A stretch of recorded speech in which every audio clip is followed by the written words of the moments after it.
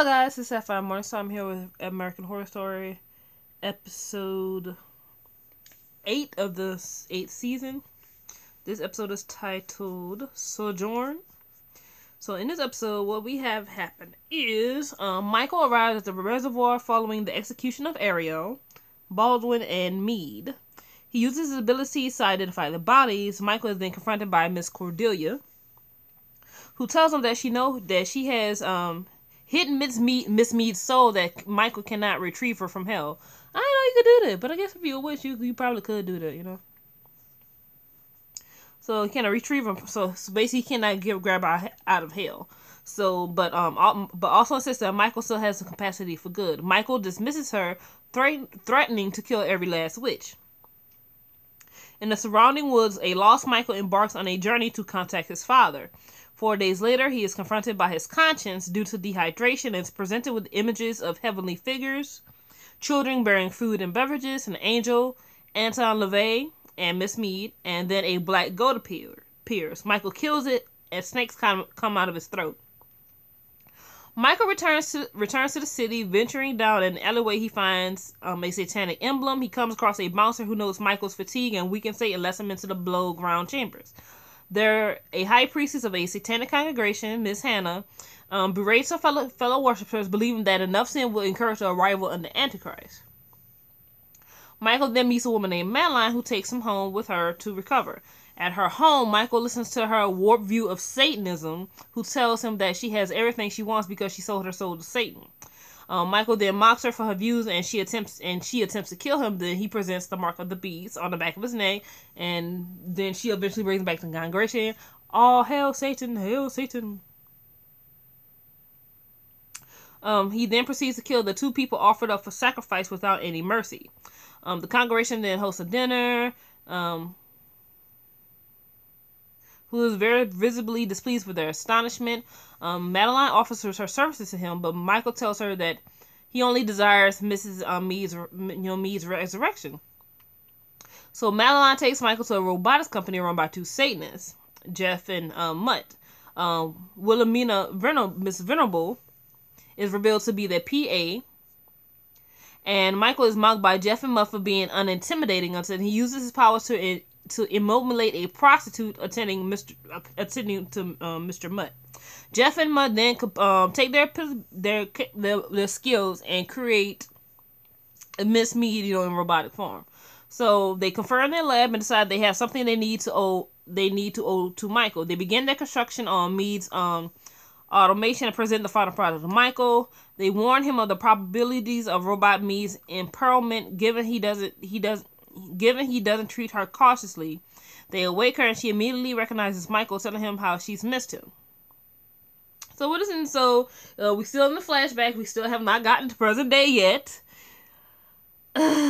So we see the creation of the robot, and we see Michael is sort of struggling. I mean, because he's the Antichrist and everybody expected him to pretty much already have a plan of how he's going to destroy the world. And he's like, yeah, I'm the Antichrist, but I don't really know what I'm supposed to do. Which way, if you kind of think about it, is kind of messed up. I mean, well, not messed up, so to say, but if you're destined to, in the case of the Antichrist or Jesus Christ himself or any, sort of figure, and you're being told that, this is your destiny, this is your purpose in life, and it's like, okay, so how do I go about it? It's like, nobody tells these people how you're supposed to do what you're destined to do. I don't know why I'm doing air quotes like you guys can see me. Oh, why did I do that anyway? But anyway, he has no map, you know what I'm saying? No way to figure out, okay, I'm the Antichrist, okay, I'm supposed to be evil, and so far, Michael, he has done some evil things, but he doesn't really seem like an evil figure. He seems more like he's a confused child, I guess you could say, which he kind of is pretty much still a child because he had to age himself rapidly, but his mindset I will say, is probably still that of a young kid, you know what I'm saying? But overall, he's not he's not evil like the Antichrist will be depicted in the movie The Omen, you know what I'm saying? He's not that type of evil. To me, I feel like he's more confused than anything. and he only seems to really care about is Miss Mead. He wants to fulfill his destiny because because if you remember the previous episode, he felt like, if you remember when we saw his little introduction to them at the murder house, he wanted to be good, but I think Michael is sort of torn between good and evil. I mean, he was born of, I guess you say, evil, but he was also, his mother is also, a person of good. You know what I'm saying? I feel like Michael is torn between, well, at this point, obviously, he is torn between good and evil, because obviously the world did end, he kind of, he set nukes off. But, I just feel like he's a character who's sort of torn. Like, I feel like he doesn't really want to be evil, but because every time he does something evil, it's like he's trying to prove that, yeah, I'm evil. You know what I'm saying? Like when he kills the prostitute, like it happens because Jeff and Mutt didn't believe he was the Antichrist, so he ends up killing her to prove, oh look, I'm evil. Same thing in Return to Roadhouse when he tries to kill his mom. That was more of a defense mechanism. Somebody's trying to kill you, you're going to try to defend yourself.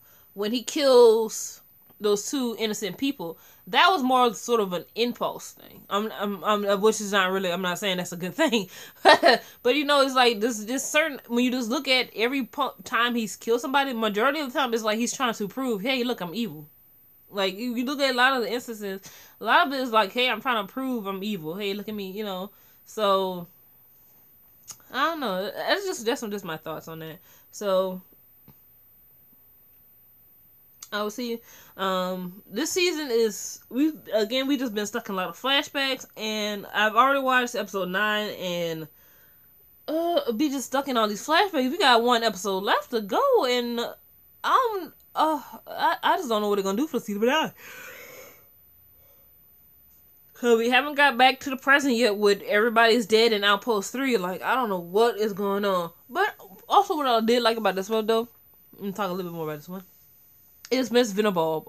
She kind of looked like Daphne, if Daphne was a very uptight broad, from Scooby-Doo. I mean, I say that because of the hair color. She has red hair, she has purple on, so I was like, oh, look, it's Daphne from Scooby-Doo. She was very uptight. But I'm kind of glad we got a little bit on Miss Venable, and we see why she hates the purple so freaking much. Like, cause she worked for two people, obviously, and I mean, they got a business, which they didn't get it the easy way. They got it through selling their souls. And so, I guess to a person like Miss Venable, you see people who got this type of money, and they literally ordered cocaine and just spend their money on cocaine and prostitutes. So I guess you kind of can't understand her disdain for people who have money and power, and it's like, it